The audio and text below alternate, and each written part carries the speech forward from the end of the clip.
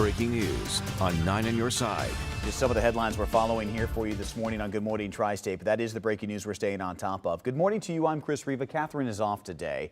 The death toll has risen overnight in Texas. Rescue teams continue to struggle to cope with the massive flooding there following Hurricane Harvey. At least 5 people are now dead. That number could change as more rescue efforts continue this morning. The Kentucky woman who was convicted for the 2012 murder of her former boyfriend will be in court today. As Texas continues to get pounded with rain, the National Weather Service is now saying it's beyond anything ever experienced. They're measuring water in feet. Prosecutor Joe Dieter, Stu Matthews for the defense there in the opening statements. It lasted only about 50 minutes between the combination of the two yesterday.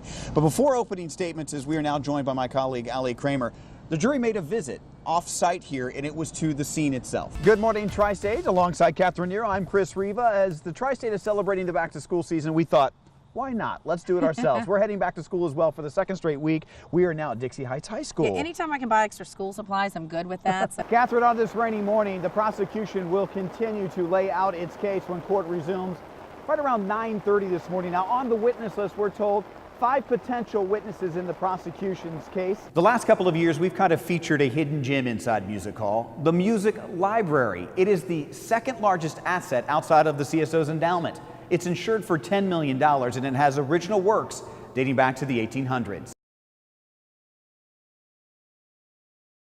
You're watching Good Morning Tri-State at 6 on 9 on your side.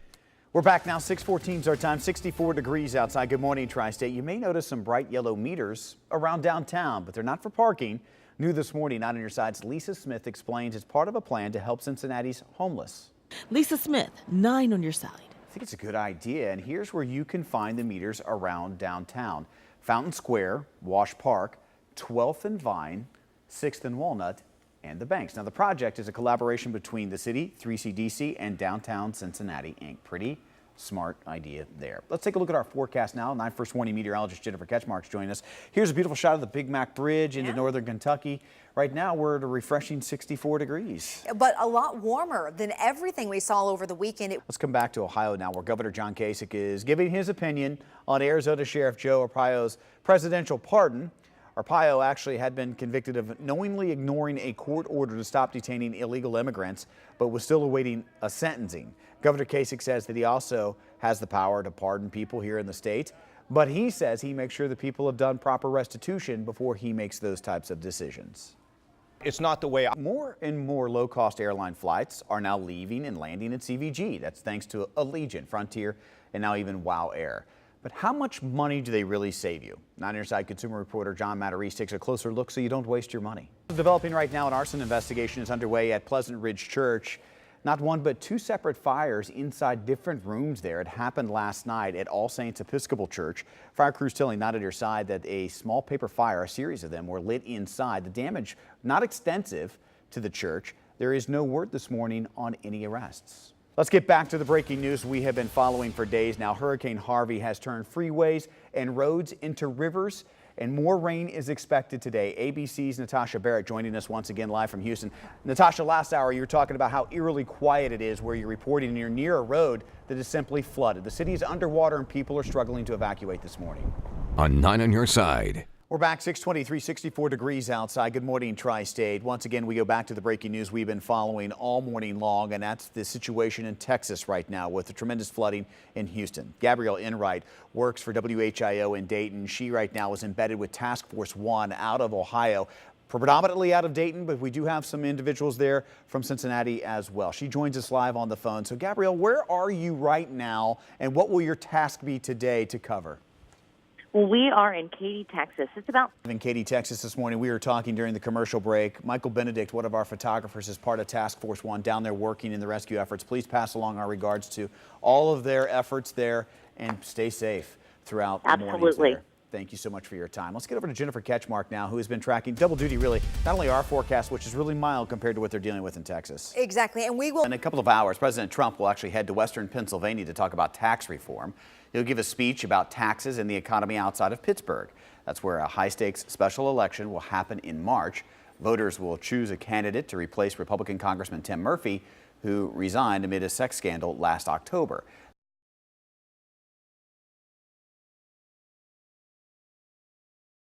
The grip that heroin has on our area is the headline that impacts our community every single day. You may remember the 6-day stretch at the end of August with 174 overdoses that killed 3 people in Hamilton County. Well, many of those deaths are not in vain. 9 on Your Side's Chris Riva explains how the heroin epidemic has actually helped organ donation. It's a story you'll see only on 9 on Your Side. He wasn't a bad kid. Kathy Cunningham still has a hard time He had a heart of gold. making sense of her son's death a little more than a year ago. 9 o'clock that night Travis in our bathroom. overdosed on heroin, And I had no clue. but he was an organ donor. His liver and kidneys gave the gift of life to 3 people. I said, Trav, you're no longer known as a heroin addict. You are a hero. You are a hero. That's on his headstone. Travis's story is not unique. In fact, it's a reflection of what's happening right now in the tri-state. 26%, more than a quarter of all donors in our area, die from a heroin overdose. Dr. Kent Patton admits the ER at Bethesda North treats patients for heroin overdose every day. Heroin is a central nervous system depressant. So basically, they go to sleep and they stop breathing, which then causes the organs to shut down. The Life Center states typically surgeons only accept kidneys and a liver from a heroin addict. They admit their organs can be medically compromised, but can be life-saving at a critical time. This epidemic it's not just affecting that person who has passed away, it's affecting their whole family. Andy O'Malley from Life Center says organ donation is a silver lining to a horrible situation. That's kind of changing the story of that addict, if you will. In some respects, I think they're leaving a legacy by, giving life to someone else. Which is exactly how Kathy sees it. You want to see these? These letters We stay in touch. are from the 3 people that received her son's organs, And they're very thankful trying for to him. find the words of appreciation despite Kathy's loss. I don't think of these people as strangers. In Batavia, Chris Riva, I'm very proud of him. 9 on Your Side. Sierra Pope lives in the moment. And right now it's this cab ride, and no one's sure where it'll stop. Be safe. Text me if you need me. Okay. She's homeless, a single mom who is 36 weeks pregnant. As you shut that door, what's your biggest concern? That she will not have somewhere to stay tonight. And she does have access to food, so that's one worry we don't have to worry about tonight. This is part of the battle of infant mortality in the tri-state, and Crystal Denard from Tri-Health Ministries is on the front line. Every day. And it's so many women out here that we don't get to touch. Tri-Health Ministries is one of 5 groups working with Cradle Cincinnati to help combat the infant mortality problems here in the tri-state. They know collectively they help about 1,000 women each year. They also know there's another 3,000 that need their services. My job is to teach them how to have a healthy pregnancy, how to get that baby here, and to get that baby at least to the first birthday. It's not a simple answer as to why this is happening in our area, but experts know family planning, smoking, and making sure kids sleep on their backs once they're born are factors. Another factor is nutrition, and the scenario that plays itself out often is you have a pregnant mom with the nearest grocery store about a mile away. With no transportation, they often head to the corner mart to get their groceries. There's a huge need for these women. Not only do they face barriers such as transportation, health needs, nutritional needs, but we also have women that are homeless while they are pregnant. Like Sierra Pope, who's using the help from Tri-Health Ministries to make sure that her child makes it to its first year. In Cincinnati, Chris Riva, 9 on Your Side. Generally speaking, I hit the road at the same time every day. It's 5:30 a.m. and Fraser Cunningham is already on the road. I'm just a guy biking to work. 15 miles from his Pleasant Ridge home to his Westchester office for the GE engineer. Pretty much every day for about 10 years. His bike lit up like a Christmas tree. I have the flag sticking out 3 feet with a blinky light. And cameras on the front and back to video the ride. I've seen an uptick in, let me say, aggressive behavior.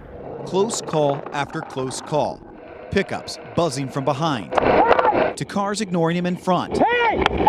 Even drivers that drive for a living get dangerously close, like box trucks. big rigs. I can say that it is dangerous out there. This school bus. It's very dangerous. Even the ice cream man seemed to ignore his safety. The cyclist on a 15-pound bicycle, that's terrifying. Edward Wimmer is the co-founder of Road ID, a tri-state company that makes ID bracelets for cyclists and runners. Cyclists want their small piece of the road, motorists want their piece of the road, and we need to do a better job of acting like human beings. A month ago, a national governor's report on bike safety was published. It states that accidents with adult cyclists are on the rise, like this one along Martin Luther King Boulevard in Clifton. This one was accidental, but it was very typical of how these things kind of happen. The motorist behind him said, this guy came out of nowhere. And it's like, no, he didn't come out of nowhere. The report states the biggest solution to preventing accidents is education and awareness on both sides, not necessarily tickets and enforcement. Are we going to measure success by how many tickets were written? No, I think it's the biggest help of the 3-foot laws in education. The governor's report clearly states a motorist tends to hit a cyclist because they never saw him in the roadway to begin with. On the flip side, bikers admit to seeing cars almost every time. They just assume that the driver will give them the right of way. The report issues how critical it is for both sides to stay alert when it comes to sharing the road. If you're going to ride your bike on the road, we tell people, look, once you cross the white line, you're in the game. And you got to play by the rules. I think this is the most important thing that as a motorist we need to do, is to realize that thing, that bicycle with a person on it, is no thing at all. That's a person. Cunningham says respecting riders I don't mean anyone any harm. and drivers I hope that they can be nice to me. is the key to sharing the road. And everyone can be happy and live together. In Cincinnati, Chris Riva, 9 on your side.